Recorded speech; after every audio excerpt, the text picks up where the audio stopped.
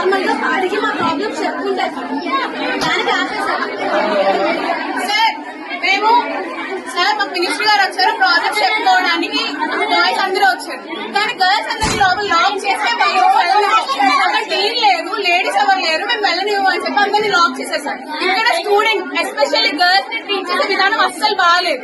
Word అయితే ఎలా పడితే అలా మాట్లాడతాం, ఎలా పడితే అలా వర్డ్స్ యూజ్ చేస్తారు. హాస్టల్లో 2 days ముందు ఎంట్రీ రాయాలి, అవుటింగ్ తీసుకోవాలంటే, ఇంటికి వెళ్ళాలంటే. కానీ ఎమర్జెన్సీ పర్పస్ లో 1 day ముందు రాసి పేరెంట్స్ వస్తే పంపించారంట సార్. పేరెంట్స్ వస్తే ఎందుకు ప్రాబ్లం? అకార్డింగ్ టు కాలేజ్ ప్రకారం పేరెంట్స్ వస్తే పంపించాలి.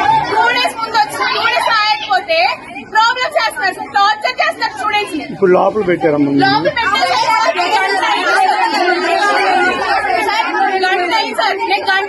నేను గంట క్రితం లైబ్రరీ నుంచి వచ్చాను, గంట క్రితం లోపలికి వెళ్ళాను. అప్పుడు బాయ్స్ అందరూ వచ్చారు, స్టూడెంట్స్ అందరూ వెళ్తారు కదా, తీరే వచ్చిన ఫ్రెండ్ బాగాలేదని చూస్తే అందరు ఇక్కడ ఉండి అడుగుతున్నారు. మేడం ఏమో ఇంకో మేడం తో ఫోన్ లో మాట్లాడుతున్నారు. మేము మాట్లాడే మాటలన్నీ ఆవిడ వినడానికి ఆన్లైన్ లో పెట్టారు. ఆవిడ ఏంటి సార్ ఇదంతా? గర్ల్స్ అందరూ లోపల పెట్టి చేస్తూ ఉంటే వీడియోస్ రికార్డ్ చేసి హైర్ ఆఫీషియల్స్ డిసిప్లినరీ కమిటీకి పెడతారు.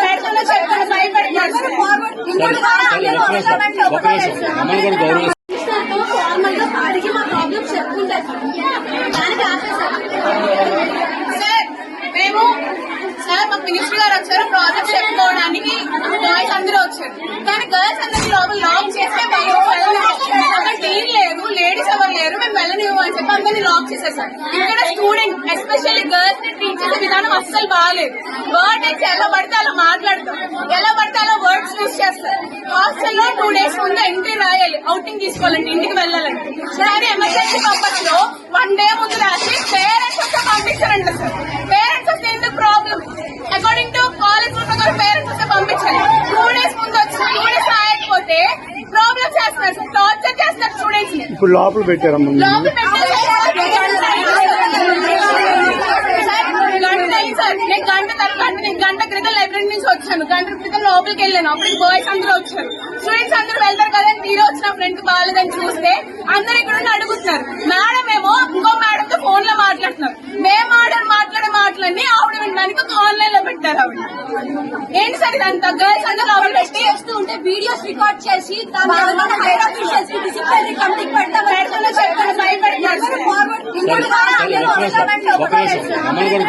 నాయకులారా, మీ పనితనం మీ అధినాయకులకు తెలియజేయాలనుకుంటున్నారు. ప్రజలారా, మీ సమస్యలను మీ నాయకులకు తెలియజేయాలనుకుంటున్నారు. ప్రజా సమస్యల పరిష్కార వేదిక మీ అభినవ్ భారత్.